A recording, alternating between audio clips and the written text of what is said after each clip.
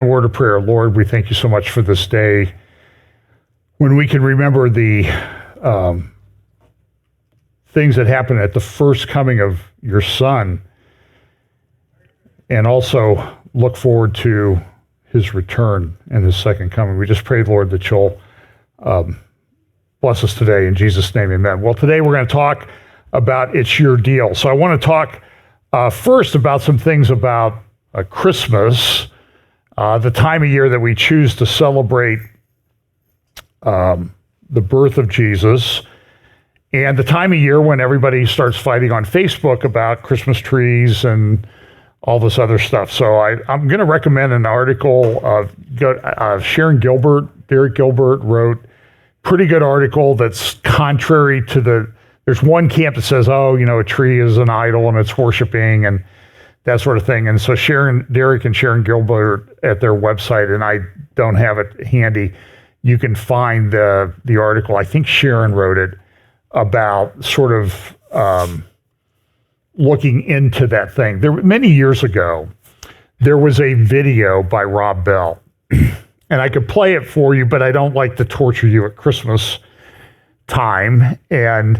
But in the video, it was very clever what he did. He went through a lot of the characteristics about the birth of Jesus, and he said, but every time he came, born of a virgin, born at a certain time of year, he then went to, this was what the Romans taught about their god Caesar.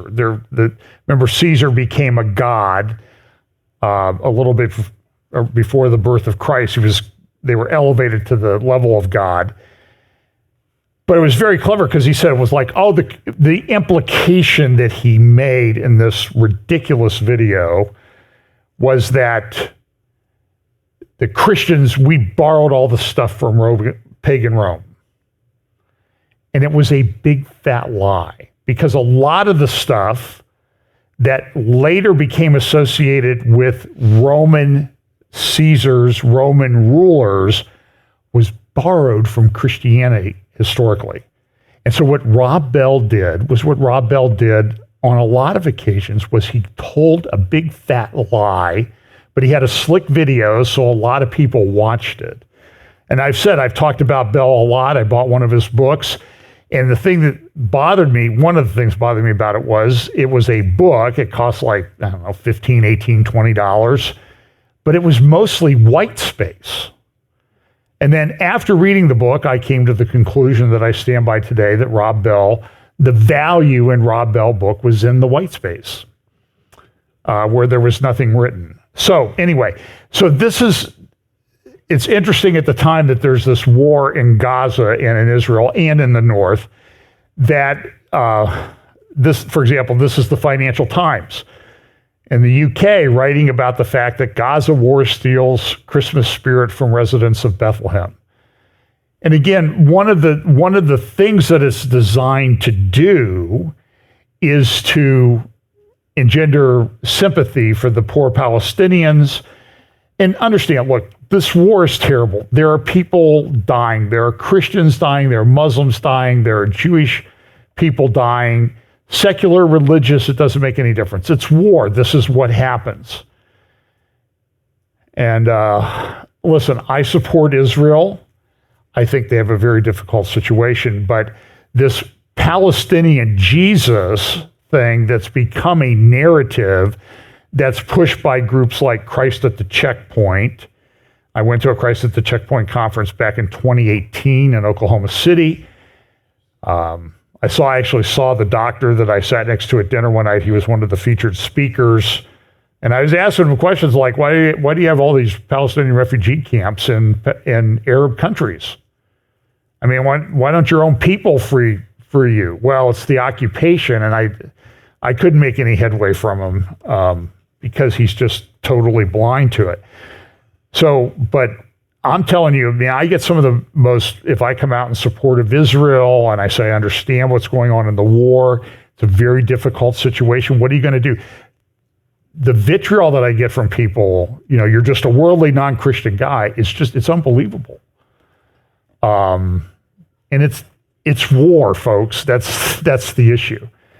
And Israel's in a very difficult situation, as we'll talk a little bit today. But now one of the things is, this thing about Jesus. And so here's an article in the Jerusalem Post today about 21st century identity crisis of a Palestinian Jesus. This is the narrative that's being taught in places like Bethlehem by people from Christ at the Checkpoint. Here's a picture of a Lutheran church in Bethlehem during a wartime. This is from the New York Times this morning.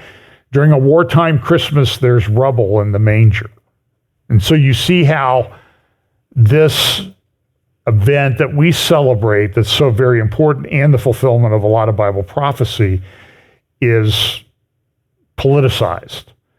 One of the most political aspects was Pope Francis in 2014, who went to Bethlehem to do a mass in what they call Manger Square in Bethlehem, outside the Church of the Nativity. And by the way, the Church of the Nativity is built oversight, and there's a little grotto there, and it's got a silver star. And I'm pretty sure that's where Jesus was born. I think that there's good historical evidence for that. The fact that it's the Catholics have a tendency to kind of build over everything, even though they're authentic sites. So that was one of the places where Constantinople built, was at Bethlehem. But look at the images in this, of what you see in this backdrop to the Pope performing a mass in Manger Square. And you see the baby wrapped in the Palestinian scarf.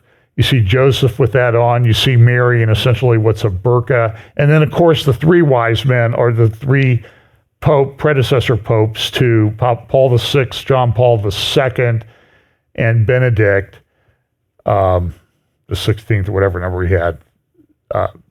They're the three wise men, of course. And so you see how the imagery works there, and they're politicizing Jesus.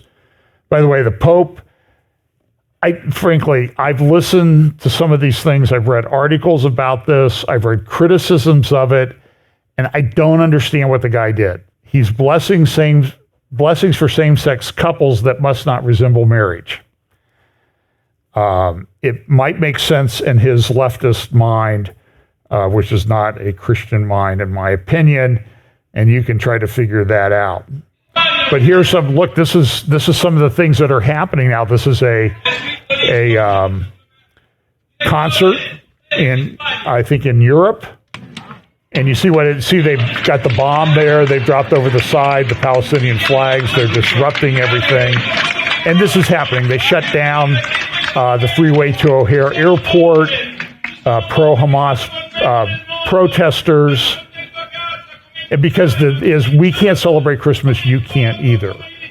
Here's another one. This is in a church in Melbourne, Australia. And you can see they've jumped up on stage, carols by candlelight, and they're there unfurling things.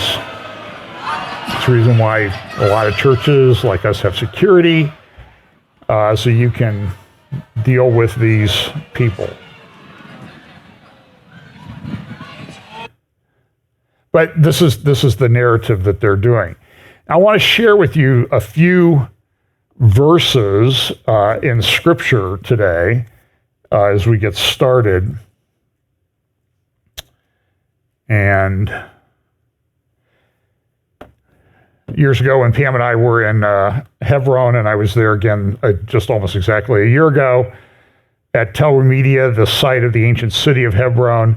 And then you can look out into the distance and you can see the cave of Machpelah. Let me get my pointer here. You can see it right here in the photograph where Abraham, Isaac, Jacob, and Abraham, Sarah, Isaac, Rebekah, and Jacob and Leah are buried.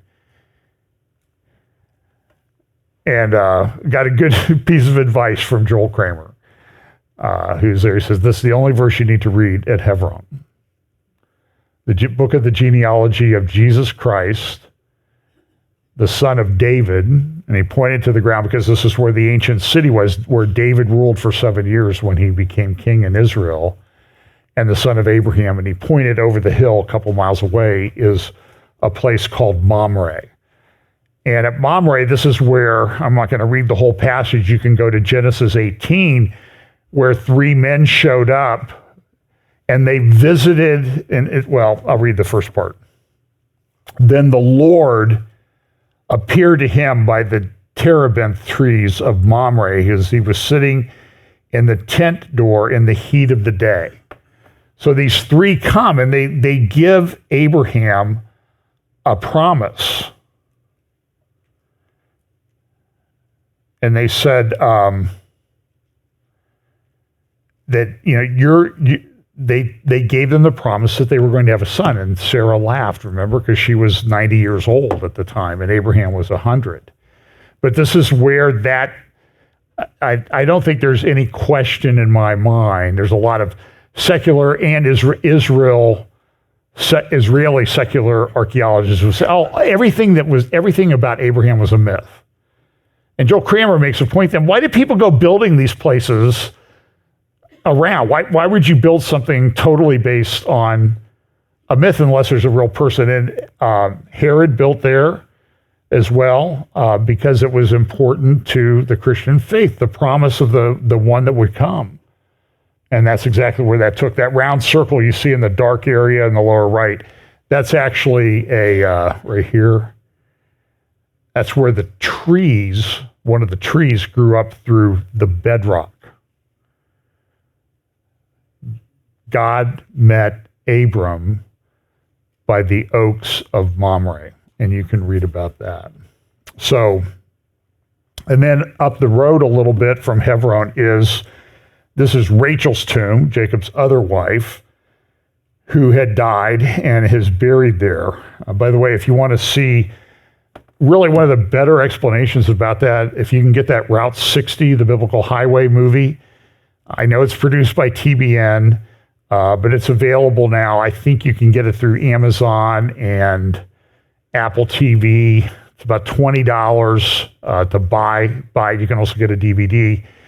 And it's quite good. And David Friedman, the former ambassador to the U.S., went to the tomb of Rachel here and told a very moving story about how he went here and he prayed that his son and daughter-in-law would conceive, that he would have grandchildren. They had just been married, and then he found out a couple months later she was pregnant, and it turns out that the conception, based on the due dates and everything, appeared to happen around the time, right when he was there praying, that he would have a grandchild. So, but in Micah chapter 5, verse 2, it talks about this. But you, Bethlehem Ephratah, though you are little among the thousands of Judah, yet out of you shall come forth to me the one to be ruler in Israel, whose goings forth are of old, from everlasting. And this is an example of how what I call the logistics of Bible prophecy have to take place. Because here's a promise given in Micah hundreds of years before it happens, that the Messiah would be born in Bethlehem, Ephratah. Now, what happened? Well, first of all, you have to have a preservation of the line of Abraham all the way through. And then you have to have the people that will parent the virgin who shall conceive, who's also from the line of David, by the way, and the line of David through Joseph, her husband. You have to get the right people, and they have to be there at the right time. So there's this logistics aspect to these fulfillments of Bible prophecy that we see, and we see this all the way through. And then there's also in John chapter 1, we read about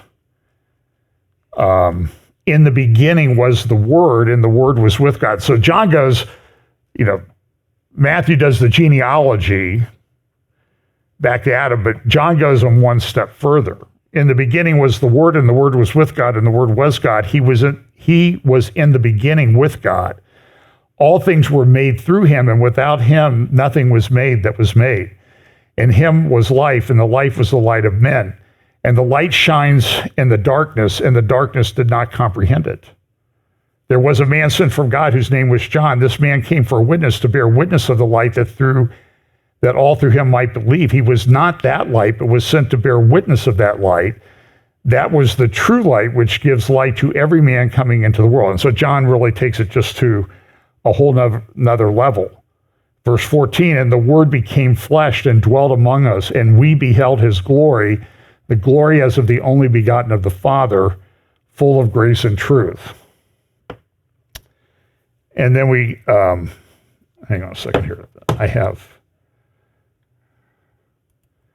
I was setting up something differently this week.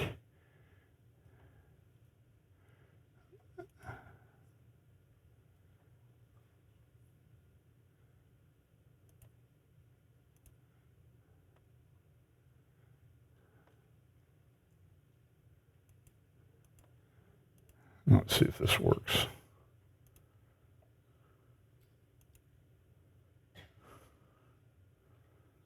Now, hang on here. I was messing around with my settings and I messed it up.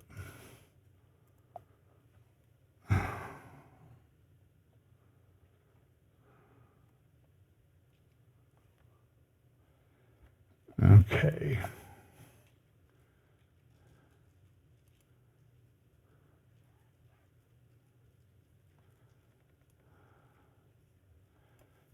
Okay, now I don't even know what I did. Hang on a second here. I'm going to have to shut down.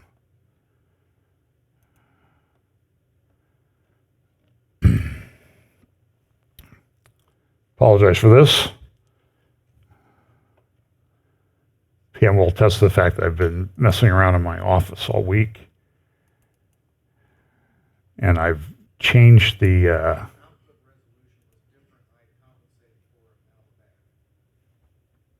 Okay.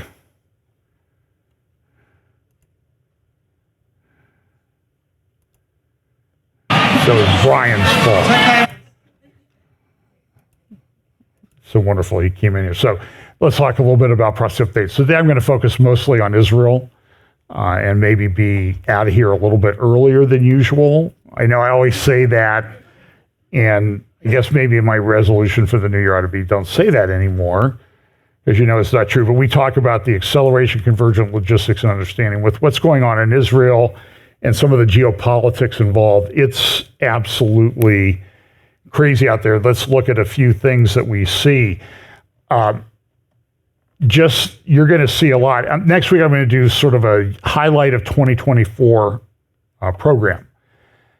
It's not going to be 8 hours long. I know some of you wish for that, but we're going to talk about climate change, COP28, some of the things that are coming here in the future. One of the things that I'm sort of looking for is the speech of King Charles, which I haven't seen yet. He did speak, but one of the things they're doing, this is from CNN Travel back in November, it's time to limit how often we can travel abroad. Carbon passports may be the answer, and some of them are suggesting you get one flight in your life. Except the elites, of course. And I read a statistic this week. Somebody went through and calculated like the elites that go to the climate change conference in Dubai, they fly all their private jets and that type of thing, that the top 1% of the world in their life, an individual will do more carbon emissions than 2/3 of the world's population combined. And the whole thing is insane. And so King Charles is, a lot of people, some people think he's the Antichrist, and I take an open view to that. We'll see when the facts on the ground match. And then people argue, well, you don't understand the facts on the ground. Yeah, I've read all the articles, I've read the books, seen the interviews. So let's see, okay? So some people are looking for what's going to happen over the next couple weeks. And this is him speaking at the Davos meeting, World Economic Forum in 2020. The thing that I think is important is the imagery. And you see, like right above his head, and no other speaker got this, was this what looks like a crown. So I researched it, the format, and there's a symbol that's associated with the British monarchy. So you can see that this symbol matches. So they did this, and the colors match all the colors of the Sustainable Development Goals that are supposed to be in effect till 2030. This week, I will talk probably a little bit about our election things. You know, there was a Colorado decision that said that former President Trump can't be on the ballot. The whole thing is a mess. I thought this quote was interesting that somebody said, like most of those who study history, he learned from the mistakes of the past how to make new ones. And that seems to be, and we'll talk about AI and that type of thing. I had a long conversation with Scott Townsend this week. He spoke at one of the conferences that I went to, and he's doing a lot of work on technology and AI and what's coming. And I'm just telling you, things are moving so rapidly, nobody's regulating it. Everybody talks about regulating it because they don't want to scare people to death. But nobody's doing anything really to regulate this. This is kind of an interesting development geopolitically, and then I'm going to get to Israel after one more slide. German brigade in Lithuania is set to be combat ready by 2020. So this is the first time since World War II that Germany has deployed troops anywhere. But here it is, what is it, 2023? This won't be combat ready for 3.5 years, which is kind of interesting. Europe has a lot of issues with being a military power again. And there's concerns that Putin's going to do this. There's people say that he's signaling that he wants to resolve the situation in Ukraine, and I don't really know. So let's look at Israel. So I'm going to make a recommendation on a couple articles that you read. The links will be in the notes below in the description of this video that Brian, our great video guy, crafts so well each week. I just sent him a slide, and then he just pours this stuff out all over it. Blessing. But so one of the articles is Jonathan Spire in the Jerusalem Post on Friday, a three-front conflict in the Middle East. And I think the website title is a little bit different. The website title is that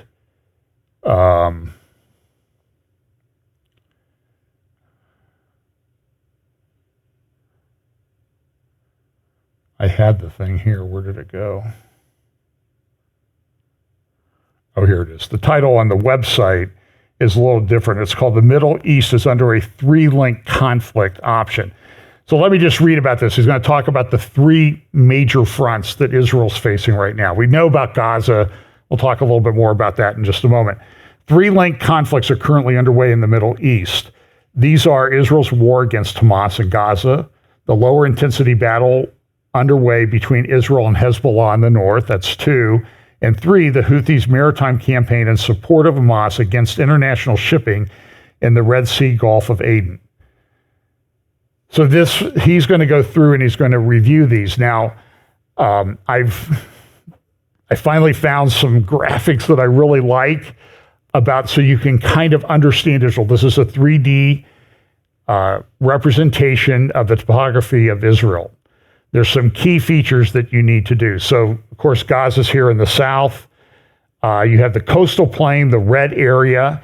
That's where the majority of Israeli population lives. It's their industrial business heartland. Tel Aviv is located there. Haifa, Nahariya is at the farthest north. Netanyahu. All the tech companies. If you drive up along there, you'll see all these, Microsoft, Google, Intel, all these signs. And that's where they live. But the problem is that it's largely indefensible.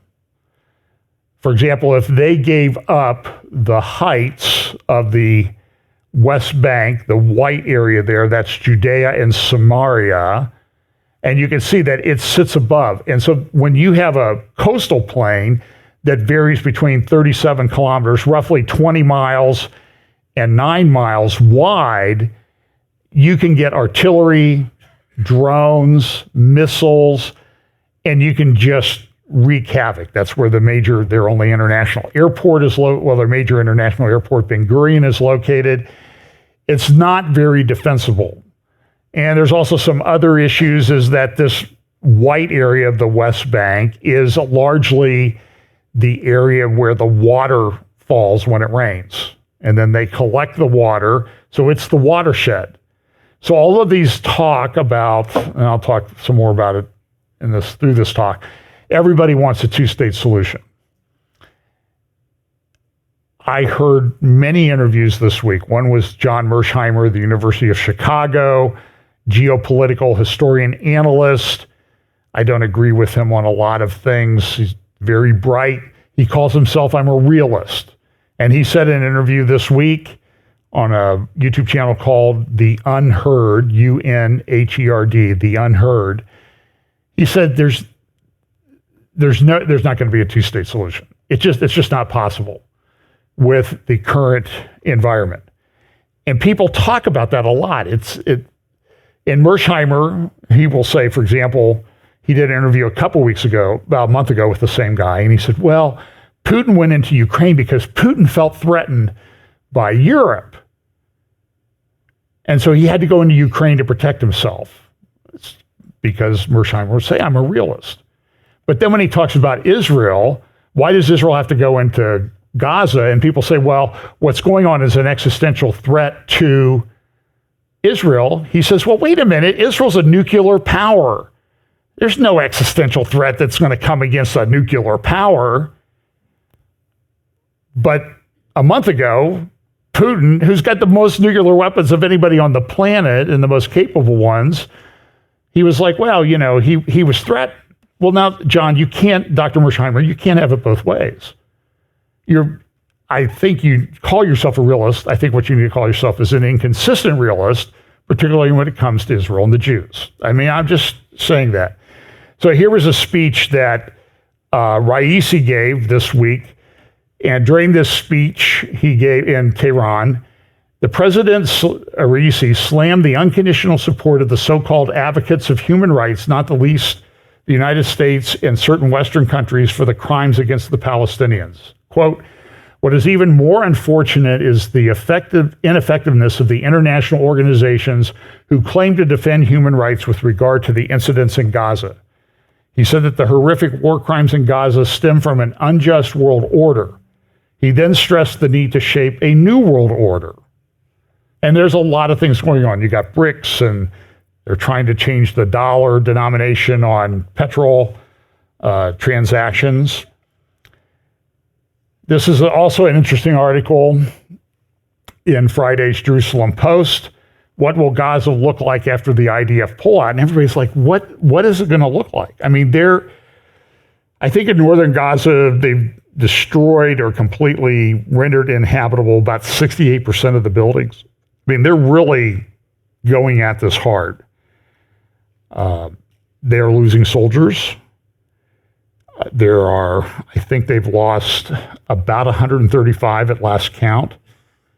And I see these stories. I mean, if you follow some of the Telegram channels, you see all these heartrending stories about the funerals of these young IDF soldiers, what great people they were. And look, understand, the same thing's going on in Gaza. There are people having funerals because there's lots and lots and lots of people being killed. And you see these guys coming home, though. They come home on leave. They surprise their parents. Saw a video of one guy who came home.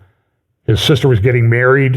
She was in her wedding dress, getting ready for the wedding ceremony, and he showed up. She had been told he wouldn't be there. So it's a very emotional thing. But this analyst talks about the fact that what's Gaza going to look like after the IDF pullout. Here's a couple paragraphs from that article. The post-war options for the future of Gaza have started to take shape as world leaders are formulating plans for the day after the war. The main options that have risen to the top of the international discourse include an Israeli military zone in northern Gaza resembling Israel's Area B model in the West Bank, where Gazans will lead civil life while Israel retains security control inside the Strip.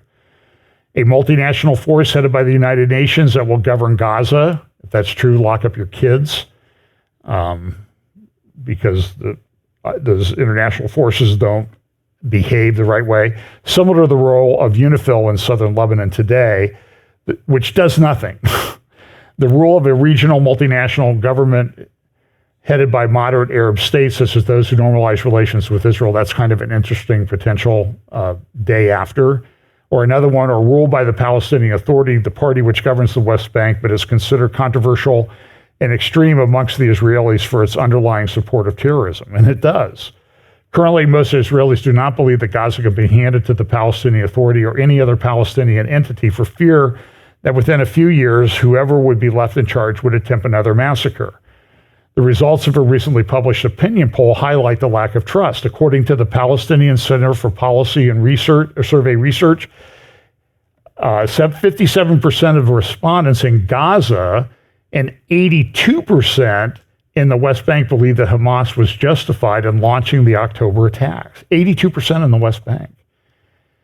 By the way, if they held another election in the West Bank, Hamas would win. I don't think there's any question about that. Mahmoud Abbas has been, he's like in the 14th year of his 4-year term. Or it might even be more than that. It might be a 17th year of his 4-year term. And he's old. I mean, he's 87. You wonder how long he's going to be able to hold on. And what's the day after Abbas looks like? That's another question. Back to this article. When asked if they believe that Hamas committed war crimes, only 5% of the participants in the West Bank answered yes, and only 17% in Gaza. So the Gaza people have more favorable opinions, I guess, of Israel than the people in the West Bank. The overwhelming majority answered no, while only 7%, 1% in the West Bank and 16% in Gaza said it did. These polls indicate that a significant percentage of Palestinians support the evil and murderous acts of Hamas. That's without question. So Israel really has, in addition to the three fronts that Jonathan Spire is talking about in the article that we're referencing here, there's actually at least another front that would be in the West Bank, Judea, Samaria, biblical Judea and Samaria. But that would also be, I think, a fifth potential front would be internally within Israel. And then you can add in Jordan and Egypt, which are potential. So I thought this was an interesting picture that was taken in Gaza. It is Hanukkah. I thought that was, I posted on my Facebook page and I said, take some combat engineers, mix it with the spirit of the Maccabees, and this is what you get. And I know you can just don't bother sending me hate mail about it, okay? I find this interesting. Now, this is from the Tehran Times. The Golani Brigade in Israel has withdrawn. They've lost many soldiers, and they're going back to sort of regroup. But the way the propaganda machine runs in Tehran is, oh, look, they failed. They're running away with their tail between their legs. I don't think they would say their tail between their legs because they don't like dogs in Iran. But that's neither here nor there. So this is the way the propaganda machine works. Now, this guy, Sink Yegar from the Young Turks, and this is what he said in a tweet. And I'm going to play for you part of his debate with Douglas Murray on Piers Morgan program. He says, every genocide supporter is outing themselves right now as they look at Douglas Murray's insipid, fact-free, nonsensical defense of mass slaughter in Gaza and obvious disdain and hatred of Palestinians and think he did a good job. Wow, that's telling on yourself. So I'm going to play a little bit of their discussion. Now, I will give you a warning. I didn't go through and edit out. I don't think there's any bad language, but with this guy,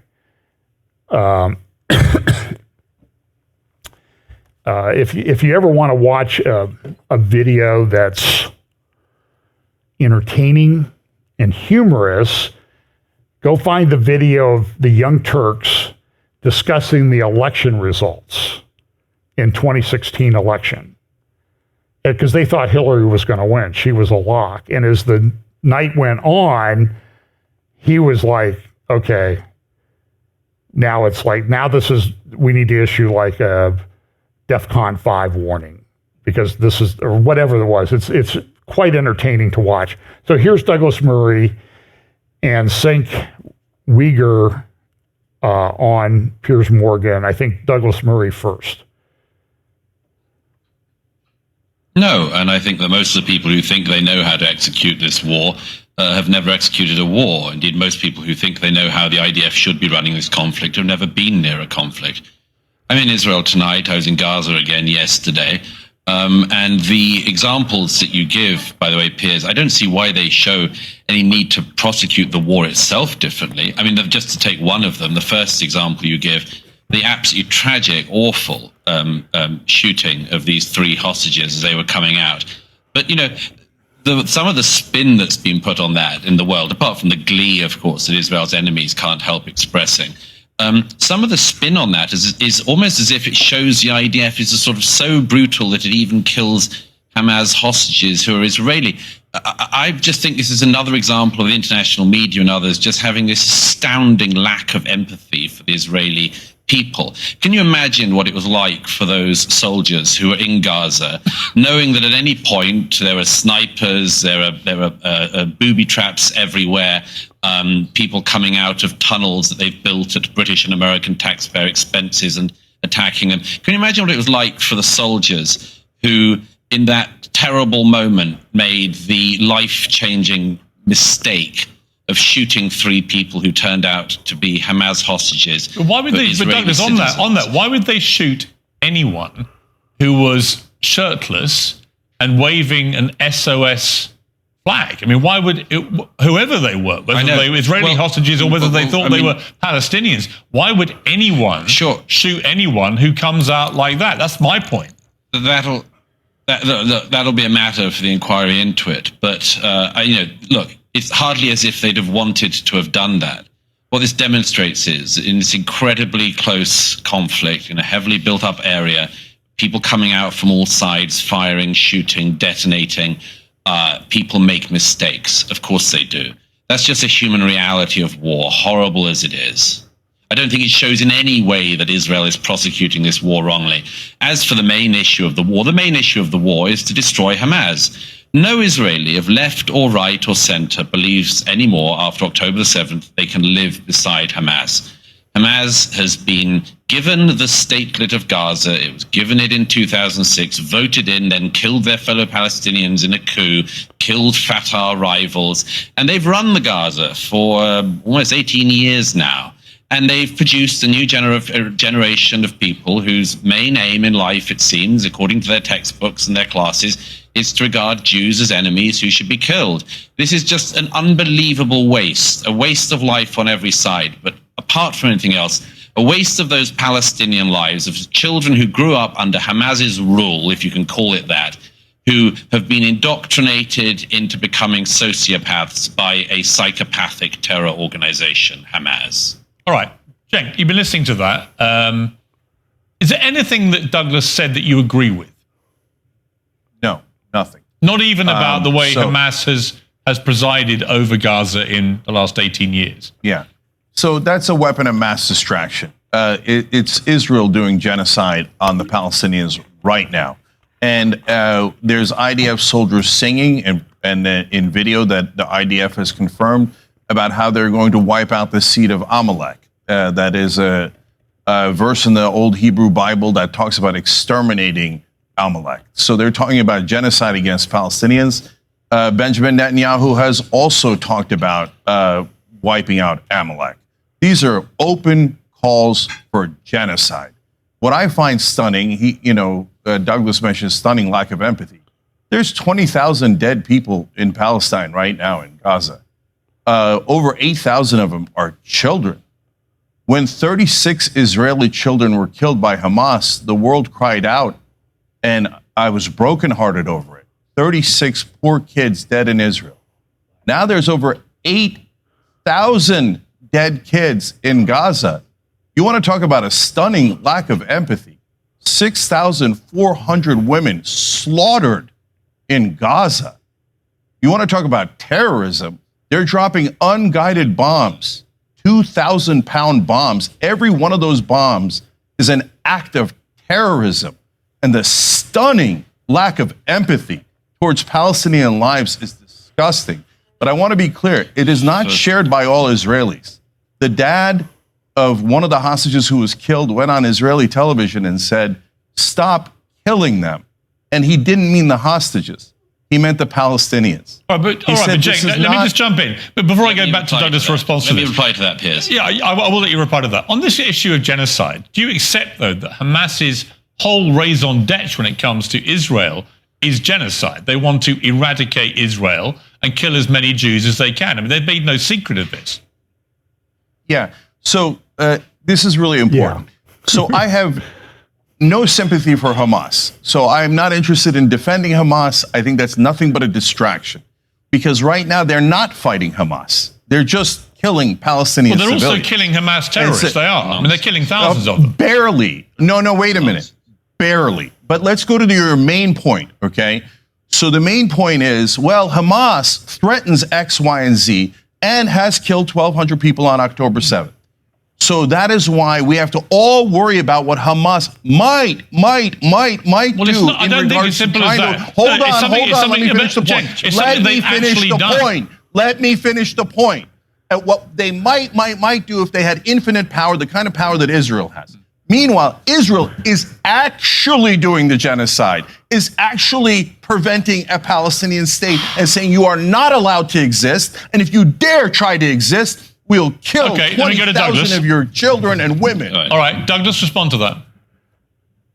Several things. First of all, anyone who uses the term genocide in this context simply doesn't know what they're talking about or is a malevolent actor. I don't know if Mr. Uyghur's traveled at all in his life, how far he's traveled, how many conflicts he's seen, but I'd have guessed none. And you clearly know nothing about this particular conflict, and you've obviously seen none of it. The genocide that you describe is such a smear and a libel against the Jewish state. If Israel wanted to commit genocide, I'm sure it could, but it doesn't. It doesn't remotely want to. And people like you and other pro-Palestinian propagandists have spent years claiming that Israel is committing genocide in the Gaza. By the way, the weirdest thing about this claim is that the population of the Gaza has grown by 1 million in the last 15 or so years. So if Israel was trying to carry out a genocide, it's either the worst perpetrator of genocide ever or uniquely poor at performing that task. None of the stats support that ridiculous claim. It's such a weird smear and a libel of Israel. Secondly, of course, you've just rattled off Hamas figures, as every one of your kind always does. Thirdly, you said that the world cried. A world cried. You said the people like you who cover for the Palestinian extremists. Thirdly, you said that the world cried out for the 36 Israeli dead children. No, they didn't, and you know that very well. You know that very well. If you put up a poster to a missing dog in any Western city, that poster stays up. In city after city in America, posters of abducted Jewish children, including a 10-month-old baby, were put up and were ripped down by people who have been indoctrinated into hate of Jews. Nobody would rip down the poster of a missing dog, but from Dublin to Berkeley, they ripped down posters of abducted Jewish children. So no, I don't think there was very much care for that around the world. Let me put this to you, Douglas. Let me make two other very quick points. Firstly, you said what Hamas might do, as if it was some kind of hypothetical. Hamas showed what they do, what they want to do. It showed it on October the 7th, and its leadership, as I'm sure you very well know, said that they would like to repeat that again and again until they have got rid of every Jew. So, I don't know. I would trust Hamas's word on that rather than your interpretation of what you think they mean when they say that. Well, and that's the problem with people in the West is we don't understand there's a Middle East mindset.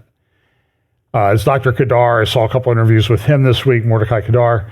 He said, listen, you have to show who the strong horse is to get respect in this part of the world.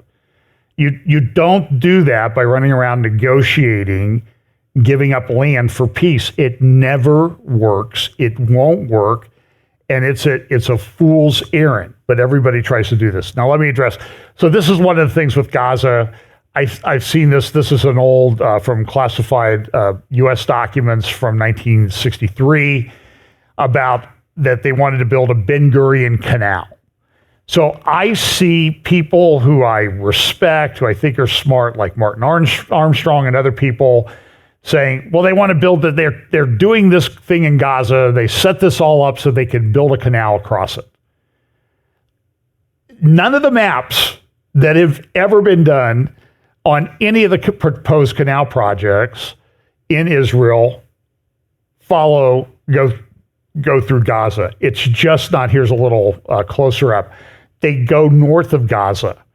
There have been a number of other proposed canals and water projects. One was called the Med-Dead Project, a pipe that would go from the Mediterranean to the Dead Sea. Actually, there'd be two pipes.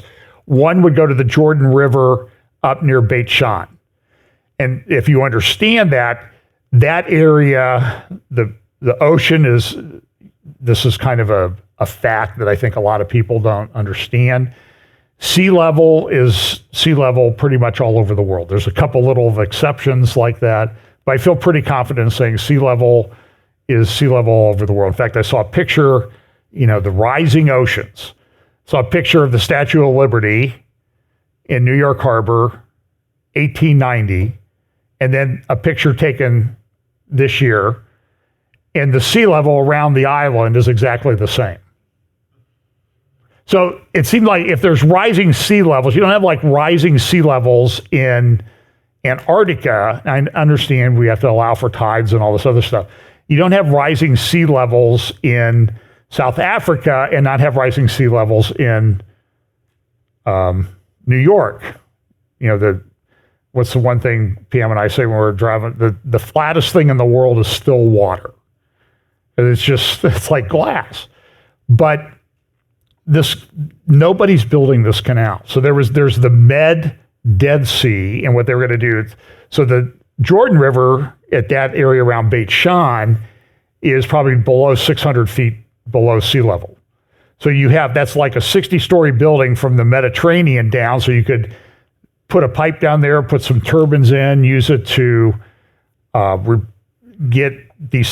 the water, and then to generate some power, and then to replenish the Jordan River, because the Jordan River everybody's taking water off it, and by the time it gets to the Dead Sea, there's nothing there. That's why the Dead Sea is evaporating. Then there would be a Med-Dead pipe, and then they also talked about a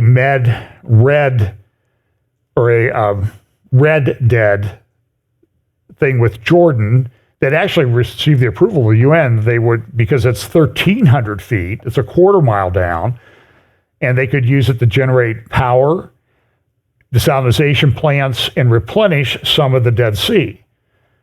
And it wouldn't really drain the oceans that much. I mean, it's sort of like my joke was that they were helping out with rising sea levels by pumping seawater into the Gaza tunnels. The oceans are pretty big. You have to remove a lot of water from them to have any impact. So there's nobody building this tunnel. There was somebody who also read it, said, well, they're just flattening Gaza so that they can easily build a canal through there. It's like, but the canal will have to be, I think, it's going to have to be at least 120 feet deep. And you might notice between the Red Sea, which is down here to the right, there's these things in the middle called mountains that you got to go through. So I just don't think it's happening. Now, this is happening. This was published today on jns.org. It's a good site. I would highly recommend that you put that in your regular bookmark it and review it. And this is saying the UAE Israel land corridor is expanding to Egypt. This is what they were talking about at the G20 meeting. This is what Benjamin Netanyahu was talking about at the UN, was the development of this corridor, which is land, pipeline, and railway. That's how they're going to get things to bypass going through the Red Sea, because, as we'll see in a moment, that's the next point. The third point, and we'll get to that in a moment. But first, we're going to talk a little bit about what's going on in the north. So this is what Jonathan Spire says in his article about. So we have the Gaza front, and now we have in the north, around Lebanon and Syria. We were focusing our efforts on the south, but Hezbollah is continuing to act with aggression, said Lieutenant Colonel Jonathan Conricus, speaking to journalists in Kibbutz Rosh Hanikra earlier this week. We can do the same if needed against Hezbollah as we are doing against Hamas. We have evacuated our civilians from the immediate danger zone, and we're in a defensive posture because we're focused on our operations in Gaza. Jonathan says this: a low to medium intensity conflict is currently going on north and south of Israel's border with Lebanon, with daily exchanges of fire, constant alerts, deaths on both sides. Israel clearly enjoys the tactical advantage, and this is reflected in the casualty figures. Somewhere just over 100 Hezbollah fighters have died so far. That's really pretty significant, especially compared to a 37-day war, Second Lebanon War in 2006, along with 17 Lebanese civilians and 1 soldier of the Lebanese armed forces. On the Israeli side, 7 soldiers and 4 civilians have died, as reported by Reuters. The mood among the Israeli troops deployed in the north appears upbeat and determined, and they're going to go forward. Now, this, I was going to play this last week, but ran out of time. This is probably a 6-minute clip of Sarat Zahavi, who is the founder of Alma Research, Israel-alma.org. Highly recommend that you follow it because she does the group does tremendous research with regard to the situation in the north and what's going on. And you'll hear what she has to say. So here, this is from the IDSF briefing on December 11th. But if we have any diplomatic arrangement, who is going to enforce this? Because you must understand that Hezbollah is deployed in every third home in South Lebanon is used for Hezbollah military purposes, whether it's logistics, whether it's headquarters, whether it's intelligence, and whether it's rocket caches.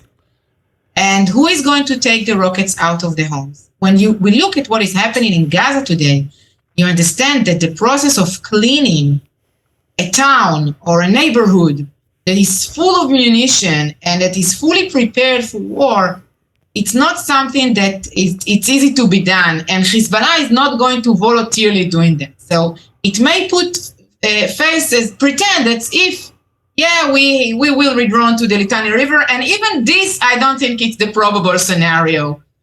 But I don't see Hezbollah just withdrawing. Even when we talk about deterrence, and which is again, it's a very problematic word in our neighborhood. But if we talk about the achievements of the IDF until now, if we talk about attacks inside Lebanon, I don't see these attacks pushing Hezbollah further north voluntarily. Okay, it will take much more than that, much more pressures than that. And international pressures that are coming from the West directly on Lebanon are also not a solution, because these international pressures are working with the Christians of Lebanon that are the opponents of Hezbollah anyway, but they don't have the power to enforce this. So these international pressures should work on the Iranians, which are the real boss here, rather than the Lebanese government, which is actually meaningless with regard to the capability to implement any arrangement that will include the withdrawal of Hezbollah from South Lebanon. And then, so the presence of the UN, are they doing anything positive? Is it just hurting the situation? Where does the UN fall out with this? Somebody asked me to turn off the computer behind me, so 1 minute. Yeah, I know everybody that watched, they're going, what's she watching on her computer back there?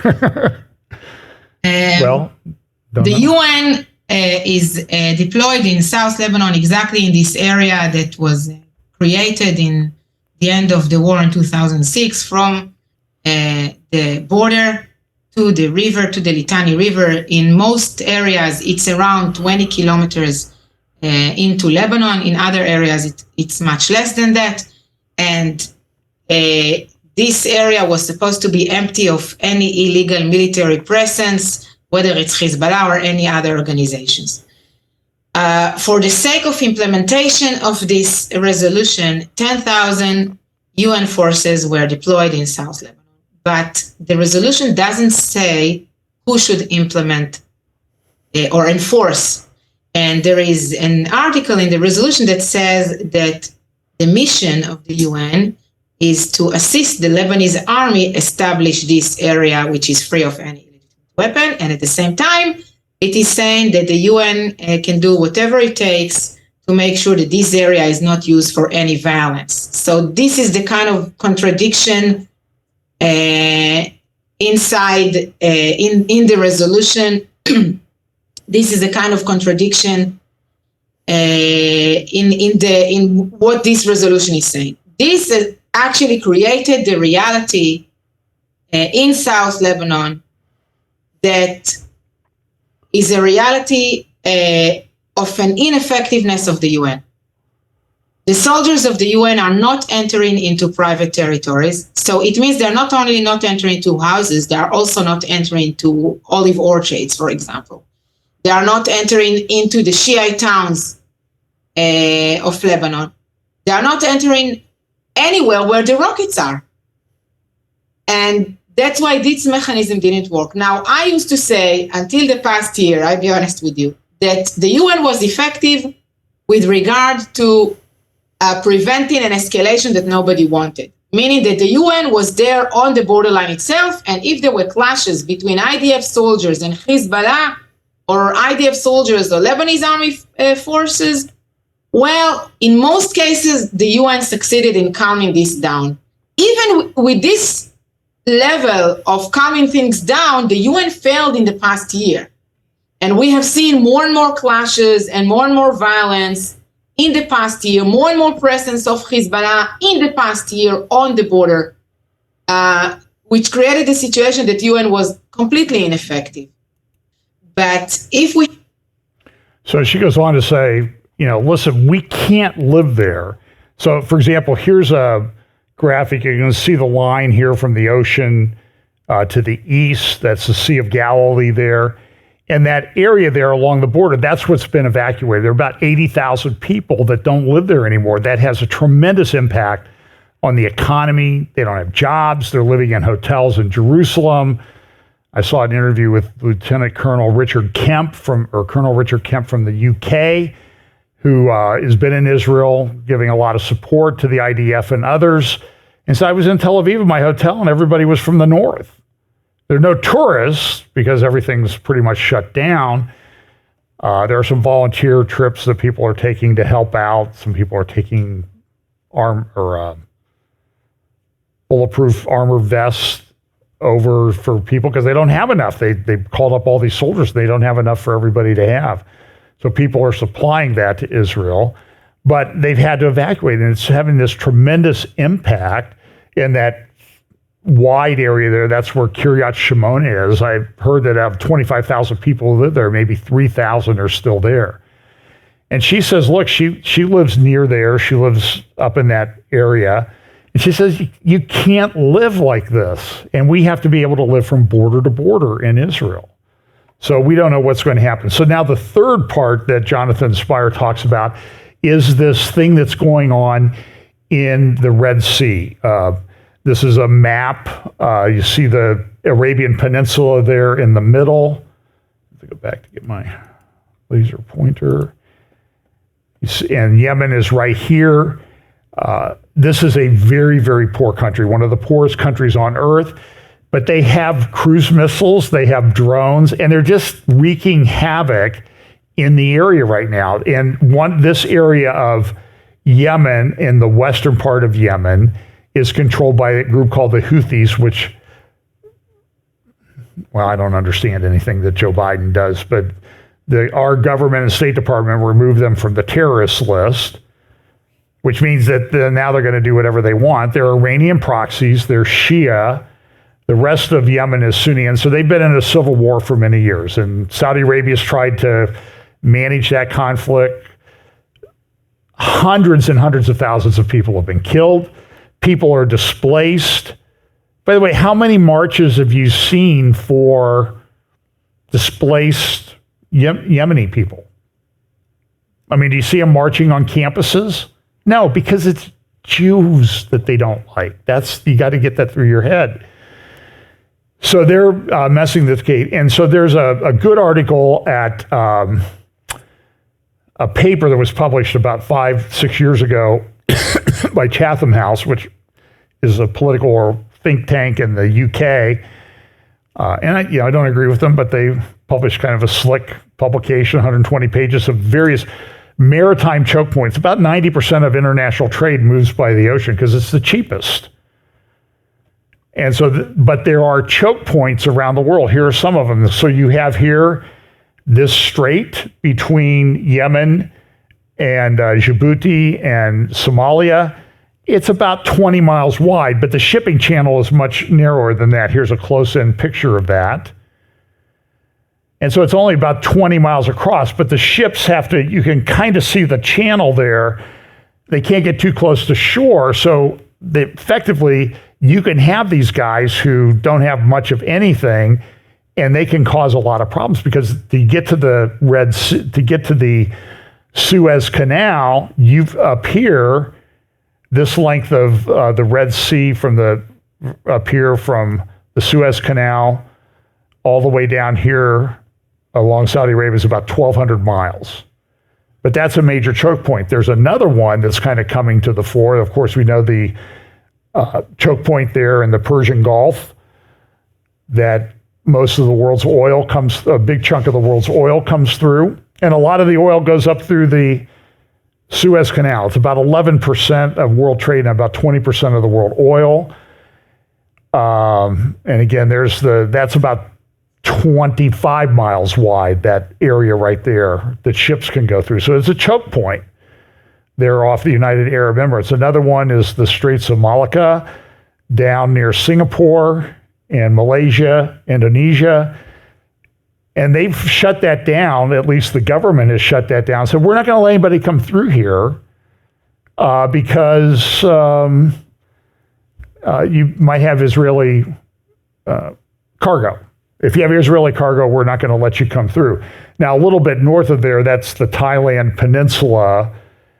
And a little bit to the north, no, I thought I had something there. So that's a choke point. When we have the Dardanelles, there's the Bosporus in Istanbul. And that's only in some places a half mile wide. That's everything from the Black Sea has to go through there. So there are treaties and all that. And the Turks effectively control that. Then there's also a place called the Dardanelles. And you can see the faint red line there to the north end of the Dardanelles. That's about a 1 mile long bridge that just opened within the last couple of years. So that's a choke point. You have the Straits of Malacca. You have Gibraltar right here near Europe. And that's only about 3 miles between Africa and Spain. So all this shipping has to go through there. Then we have the English Channel. That's about 20 miles or so across, 25 miles. And then you have Russia. Of course, Russia doesn't have much in the way of seaports. Now they're trying, because the Arctic ice isn't as bad as it used to be, they're trying to do a North Passage. But from St. Petersburg, if you go here, pull out just a little bit, you have to go all the way down here past Denmark. And so you've got this narrow passage here that you got to go through. And remember, that's where then that's only, there are bridges across that thing. And then of course you have the Nord Stream pipeline that was blown up. By the way, remember Putin said a couple months ago that one of the pipes of Nord Stream is operational and we could start things tomorrow. And there's also some word that some people that know more, have more connections than I do, they tell me things, and they're saying that the word is that he's been repairing the other parts of the Nord Stream pipeline. And that's kind of interesting. So that's, and then of course you have the Panama Canal. But that's the Panama Canal here. I forgot to put my red line there. And that's having trouble right now because the water's so low, because they have the lakes that they use, but there's a drought. The lakes are low. You can't send through ships that carry much of a draft. A fully loaded super tanker called a VLCC would carry about 2 million barrels of oil, and it would displace, it would be about 80 feet deep in the water, fully loaded. So you need to have things. So here in this thing here with going on, you have these super tankers, and so it's interesting, sort of the political thing. The Saudis came out and said, well, don't get into a war over it. Well, it's affecting the shipping and your oil. But they think, well, we can probably manage it. The U.S. can handle it. We can shoot down drones. But the problem is the drones cost in the low thousands of dollars. And the missiles we've been using to shoot them down cost $2 million each. And we don't have that many. And that's a problem if we get into another war someplace else. So this is Iran, I think, deciding to bleed us. And the alternative routes add a lot. So like the Panama Canal, it's like 11,000 miles around South America. And against around the Cape of Good Hope in South Africa, it's a similar distance. And it adds anywhere maybe 3 weeks of travel time. It increases shipping costs by 40%. And those ships have to use more oil to travel. So the Saudis may be doing this in their own self-interest and say, well, we don't really care, because when they have to go around these long distances, we sell them the oil. And that's 500,000 barrels a day. That's a lot of money that they get for that thing. So the U.S. has deployed a tremendous amount of firepower there, and this doesn't even include, this is just in the Red Sea, Gulf of Aden, Gulf of Oman, and Persian Gulf. Doesn't include what we have up there in the Eastern Mediterranean. And so here's a speech that Khamenei he gave yesterday. Iran's Supreme Leader Ayatollah Khamenei calls on Muslim countries to prevent the delivery of fuel and other products to Israel, which he claims prevents water from entering the Gaza Strip. And it's creating tension with Turkey because Turkey's still shipping oil to Israel. His comments came as a drone strike reportedly damaged a ship off the coast of India. The U.S. on Friday said Iran had been deeply involved in the planning of attacks by Yemen's Houthi rebels against commercial vessels in the Red Sea, disrupting global shipping. A report I saw the other morning, it might have been on Fox or I think it was on Fox Business, saying this is disrupting global shipping, going to increase costs, delivery times, and this is worse than what we went through with the supply chain disruptions during the Charlie Vector 019er situation. Muslim nations, Khamenei says, should demand that from their regimes to stop assistance to Israel and break ties with it. Khamenei also claims that Israel will one day be wiped off the face of the earth. God willing, this promise is one of the certainties of the future. Young people, see that day with your own eyes, with God's help and strength, and with God's permission and glory. And God willing, I hope that you, the youth, will see that day with your own eyes. And I'm not going to play the other parts of his speech. And so here's this Iranian ship has been providing things. This is the New York Times this morning. And then also, Iran says, hey, we're going to shut down the Mediterranean. By the way, there were some cyber attacks in Iran the other day. Of course, immediately they're blaming Israel. Could be. They had problems with their gas supplies, and they had a couple gas transmission places blow up. They usually come out and say, well, it was a diaper factory or a popcorn factory that had a sewer gas explosion or something. So this is a problem. This is a good article in the Jerusalem Post. To be Jewish in America right now is to feel a sense of urgency. And there's a lot of anti-Semitism. We saw the university presidents from Penn, Harvard, and MIT. By the way, the Harvard president there are a lot of people demanding that she resign. Studies have shown that she clearly did plagiarize certain documents, including a conservative lady named Dr. Carol Swain, who's been attacked her whole career because she's African American and she's conservative. And she got pregnant when she was like 15 or 16, grew up very poor, worked hard, got her PhD, taught at I think she made tenure at Princeton and then later at Vanderbilt, but she was just attacked mercilessly. Why? Because she didn't go with the flow. But she was plagiarized by this Dr. Gay, Claudine Gay from Harvard, who, by the way, didn't grow up poor. Do you know this? Her parents were some of the ruling elites of Haiti. And she didn't have to work to go to school or anything like that. So, but now they're saying it's not plagiarism, it's duplicative citation or something. You know, they're changing the language again. Heard somebody say, we're in the midst of a battle for control of the dictionary. And you see that happening about every day. But this is a lot of hypocrisy. Look at this. Millions displaced as Sudan's deadly civil war escalates. How many marches are you seeing about Sudan? 6.8 million people are internally displaced in Sudan recently, and the civil war that's been going on there for a while. Have you heard any protest about that? Any marches? No, it doesn't happen. Up in Syria, since 2011, March of 2011, 12 million people have been forcibly displaced from their homes. A lot of them went to Europe. We know the immigration problems, and a lot of them appear to be coming here with what's going on our border, which is nothing short of an invasion. So this is a good editorial. Anti-Zionism is deadlier than anti-Semitism. By the way, there's a good article that Jonathan Spire also wrote in the Wall Street Journal on Thursday or Friday talking about Hezbollah has really started the war in the north. And the concern, I think, that a lot of people have is this war takes off in the north.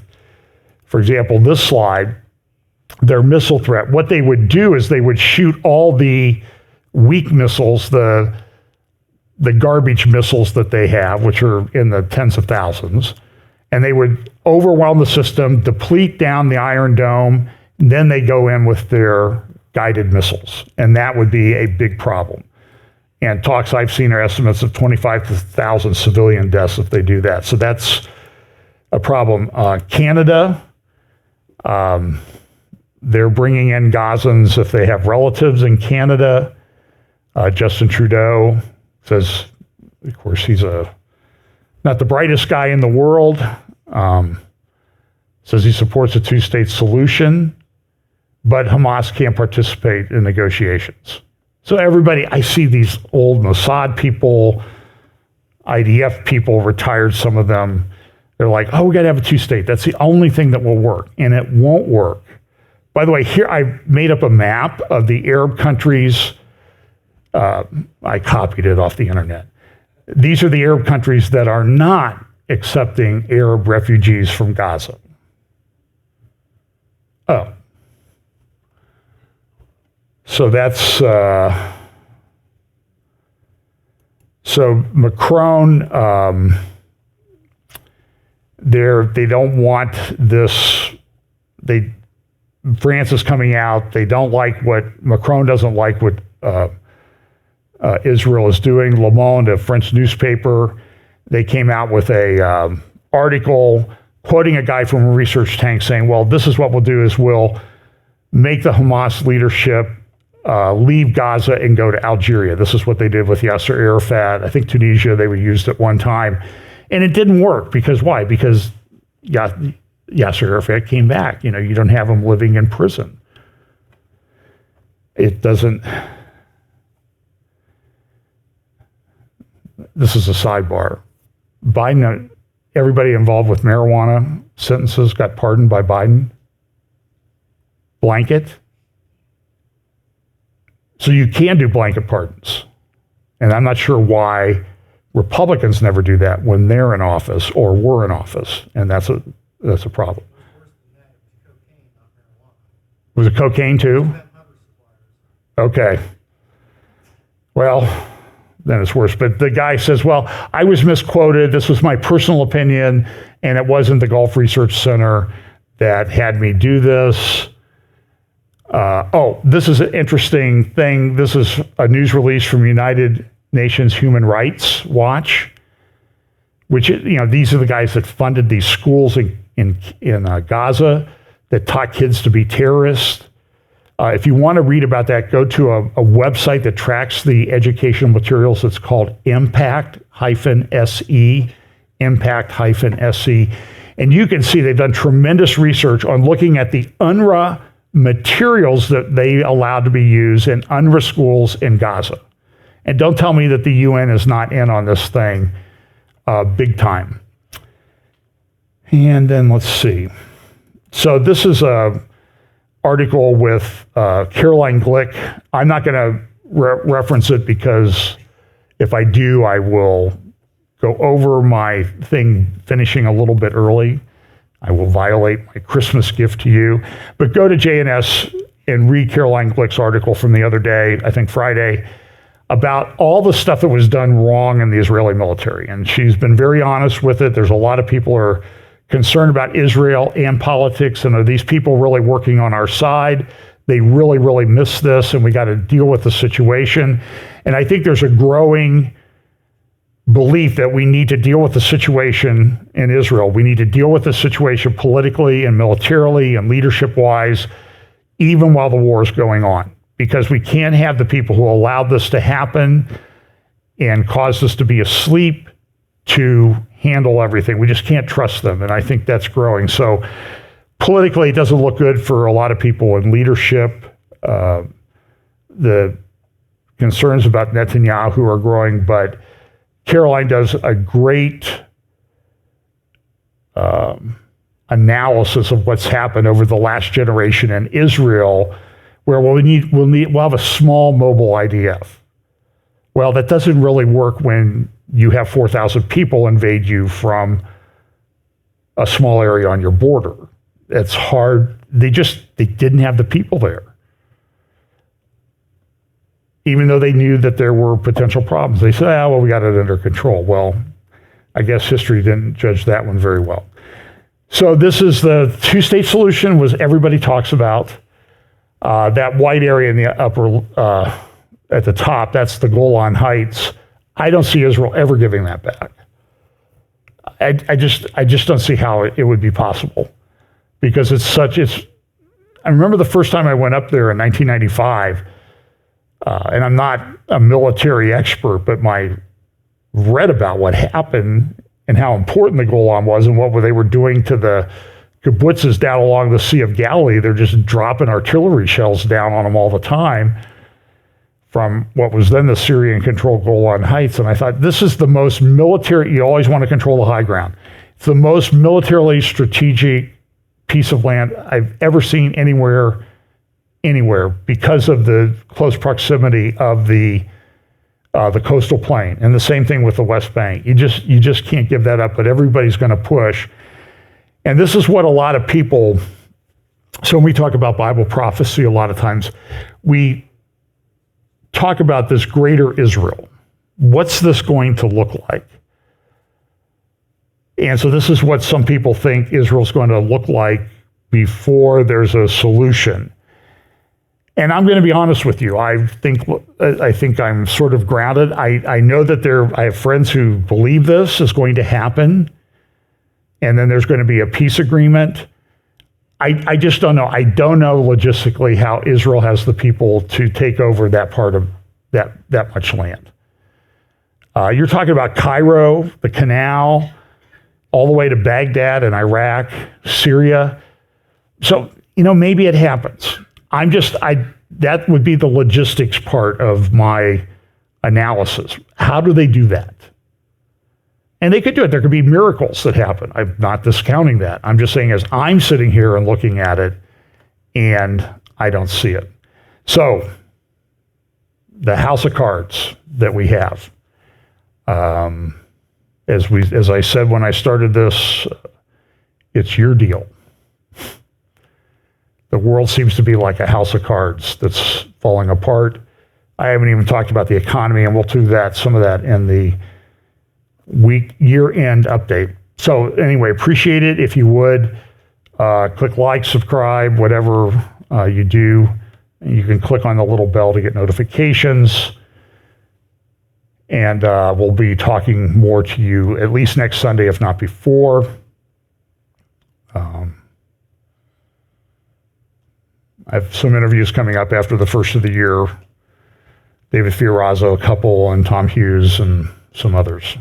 Some of those will play on January 2nd. I told David Fiorazo he was having me and another lawyer on the first 2 days of the year on his Worldview Matters program that he started. And I said, you're either setting the bar really, really high, or you figure you can only go up from there by having lawyers on the first 2 days. So we'll see how that works out. So let's pray, and we'll talk to you more maybe this week, but certainly next Sunday, a year-end review. Oh, by the way, it's going to be called as easy as 1, 2, 3, 1, 2, 3. 1, 2, 3, 1, 2, 3, 12, 31, 23. Now, somebody said those numbers add up to 6, 6. Anyway, let's pray. Lord, thanks so much for your word. Lord, we thank you for the blessing that you gave to us through your word of giving us information so we could identify the first coming of the Messiah, and that you've given us information so that we can be prepared and ready for the Lord's return. We pray that you will help us to keep that always in mind, give us opportunities to share the gospel. Bless us this week in Jesus' name. Amen.